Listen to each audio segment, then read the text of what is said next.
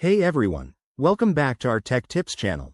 Today, we're diving into a quick and easy guide on how to turn off HDR on your iPhone in 2025.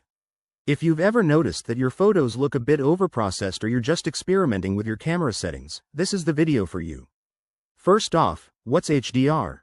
It stands for High Dynamic Range, and it's that feature on your iPhone that automatically enhances photos by balancing light and dark areas.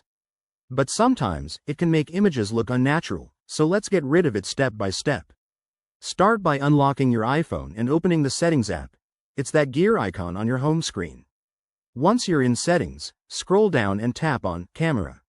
This is where all the magic happens for your photo settings. Now, look for the HDR option. It might be under a sub-menu like Photo Capture, or directly listed, depending on your iOS version. Remember, we're talking about iPhones running iOS 19 or later in 2025. When you find it, you'll see a toggle switch next to HDR. Simply tap it to turn it off. That's it, but wait, let's double check.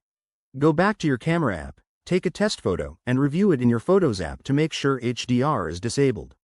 If you don't see the HDR icon or effect, you're good to go. Why might you want to turn off HDR? Well, it can give you more control over your shots, especially in well-lit environments where the auto enhance might not be necessary. Plus, it can help save a bit of battery life since the phone isn't processing images as intensely. If you run into any issues, like the option not showing up, make sure your iPhone is updated to the latest software. Head to Settings, General, Software Update to check. There you have it, folks. Turning off HDR is a breeze and can really improve your photography game.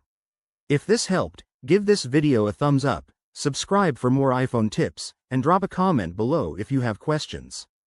Thanks for watching, and I'll see you in the next one.